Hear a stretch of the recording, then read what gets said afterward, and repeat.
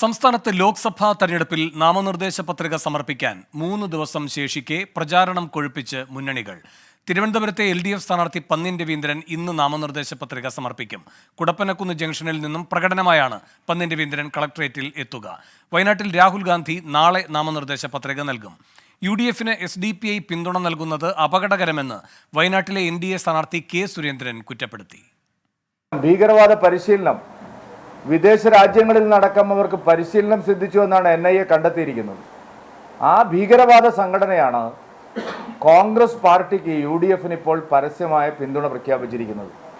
രാഹുൽ ഗാന്ധി മത്സരിക്കുന്ന വയനാട്ടിലടക്കം popular front of India പിന്തുണ പ്രഖ്യാപിച്ചിരിക്കുകയാണ്. ഈ കാര്യത്തെക്കുറിച്ച് രാഹുൽ ഗാന്ധിക്കും UDF നേതാക്കൾക്കും ഇത് അവരുടെ നയം തന്നെയാണോ, പോപ്പുലർ ഫ്രണ്ടിന്റെ പിന്തുണ സ്വീകരിക്കാൻ അവർ തീരുമാനിച്ചോ ഇല്ലയോ എന്ന് ജനങ്ങളോട് വ്യക്തമാക്കണം. ഷഫീദ് റാവുത്തർ തിരുവനന്തപുരത്ത് നിന്ന് കൂടുതൽ വിവരങ്ങളുമായി ചേരുന്നു. ഷഫീദ്, എന്തൊക്കെയാണ് വിവരങ്ങൾ?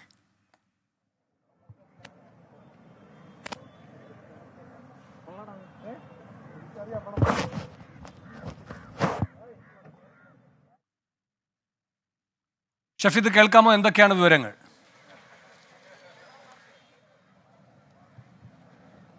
വേണു, ഈ ലോക്സഭാ തെരഞ്ഞെടുപ്പുമായി ബന്ധപ്പെട്ട് വലിയ തരത്തിലുള്ള രാഷ്ട്രീയ ചർച്ചാ വിഷയങ്ങൾ പുരോഗമിക്കുന്നതിനിടെയാണ് ഇപ്പോൾ ഈ സ്ഥാനാർത്ഥികൾ അവശേഷിക്കുന്ന 2 ദിവസങ്ങളിൽ നാമനിർദ്ദേശ പത്രിക സമർപ്പിക്കാനുള്ള നീക്കവുമായി അല്ലെങ്കിൽ അങ്ങനെയുള്ള ശ്രമവുമായി മുന്നോട്ട് പോകുന്നത്. ഏതായാലും നമുക്കിപ്പോൾ ദൃശ്യങ്ങളിൽ കാണാൻ സാധിക്കുന്നത് തിരുവനന്തപുരത്തെ LDF സ്ഥാനാർത്ഥി പന്ന്യൻ രവീന്ദ്രൻ ഈ കളക്ടറേറ്റിലേക്ക് കുടപ്പനക്കുന്ന് ജംഗ്ഷനിൽ നിന്നും പ്രകടനമായി നാമനിർദ്ദേശ പത്രിക സമർപ്പിക്കാനായി എത്തുകയാണ്. വലിയ രാഷ്ട്രീയ ചർച്ചാ വിഷയങ്ങളുണ്ട്. അത് ഈ തെരഞ്ഞെടുപ്പിന്റെ 2ാം ഘട്ടം പൗരത്വ നിയമം അടക്കമുള്ള വിഷയങ്ങളാണെങ്കിൽ പിന്നീട് അത് പ്രാദേശികമായ രീതിയിലുള്ള വിഷയങ്ങൾ, ആ രീതിയിലേക്ക് കൂടി കാര്യങ്ങൾ പോകുന്ന ഒരു സാഹചര്യം ഉണ്ടായിരുന്നു. അതിനുശേഷം പല വിധത്തിലുള്ള പ്രശ്നങ്ങൾ, പ്രത്യേകിച്ച് പൗരത്വ നിയമത്തിൽ മുഖ്യമന്ത്രിയുടെ പൊതുവേദിയിലെ പ്രസംഗം ഉൾപ്പെടെയുള്ള കാര്യങ്ങൾ തെരഞ്ഞെടുപ്പിൽ വലിയ ചർച്ചാ വിഷയമായി.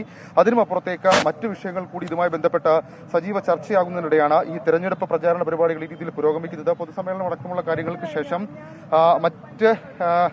മറ്റ് രീതിയിലുള്ള പ്രകടന പരിപാടികളുമായിട്ടടക്കം മുന്നോട്ട് പോവുകയാണ്. എന്നാലും നമുക്കിപ്പോൾ ദൃശ്യങ്ങളിൽ കാണാൻ സാധിക്കുന്നത് തിരുവനന്തപുരത്തെ LDF സ്ഥാനാർത്ഥി പന്ന്യൻ രവീന്ദ്രൻ അദ്ദേഹത്തിന്റെ പ്രകടന പത്രിക സമർപ്പിക്കാൻ കുടപ്പനക്കുന്നിലേക്ക് പോവുകയാണ്. വലിയ തരത്തിലുള്ള ഒരു മത്സരം, ശക്തമായ ത്രികോണ മത്സരം നടക്കുന്നു. എന്താണ് പ്രതീക്ഷ? ത്രികോണ മത്സരമെന്ന് എനിക്ക് തോന്നുന്നില്ല. ഇവിടെ നടക്കുന്ന ത്രികോണ മത്സരമല്ല. ഇവിടെ LDF UDF തമ്മിലെ പോരാട്ടം. ആ പോരാട്ടത്തിൽ നമ്മൾ വളരെ മുമ്പിലാണ്. കാരണം ഇടതുപക്ഷം കഴിഞ്ഞ അസംബ്ലി തെരഞ്ഞെടുപ്പിൽ ഉണ്ടായിരുന്ന ഭൂരിപക്ഷം, ആ ഭൂരിപക്ഷം 1 ലക്ഷത്തോളം വോട്ടാണ്. ആ വോട്ട് ഈ നാട്ടിൻ്റെ ഒരു അടിസ്ഥാന വോട്ടായി നിൽക്കുക. അതിലും വർദ്ധിപ്പിക്കാനാണ് നമ്മൾ ശ്രമിക്കുന്നത്. ഏതായാലും ഈ മുൻപൊരു ഉപതെരഞ്ഞെടുപ്പിൽ വലിയ ഭൂരിപക്ഷം അടക്കമുള്ള കാര്യങ്ങൾ ഉറപ്പാക്കി പന്ന്യൻ സഖാവ് ഒരു വിജയം കൈവരിച്ചിട്ടുണ്ട്. അത് ഇക്കുറി ആവർത്തിക്കും. ഇന്നത്തെ ചലനങ്ങളൊക്കെ കാണുമ്പോൾ ജനങ്ങൾ നമ്മളോട് പറയുന്നതും നമ്മൾ അവരുമായി ബന്ധപ്പെടുമ്പോൾ അവർ സംസാരിക്കുന്നതും കേൾക്കുമ്പോൾ അങ്ങനെയാണ് എനിക്ക് തോന്നുന്നത്.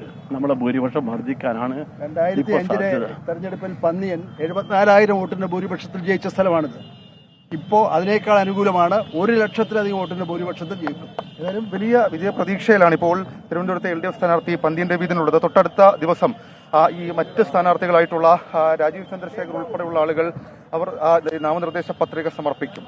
ശരി, പന്ന്യൻ രവീന്ദ്രൻ പത്രിക സമർപ്പിക്കാനെത്തുന്നു. കുടപ്പനക്കുന്ന് ജംഗ്ഷനിൽ നിന്ന് കളക്ടറേറ്റിലേക്ക് ജാഥയായാണ് പന്ന്യൻ രവീന്ദ്രൻ എത്തുന്നത്. ത്രികോണ മത്സരമല്ല തിരുവനന്തപുരത്ത് നടക്കുന്നത്, LDF UDF പോരാട്ടമെന്ന് പന്ന്യൻ. ഷഫീദ് റാവുത്തറാണ് വിശദാംശങ്ങൾ നൽകിയത്.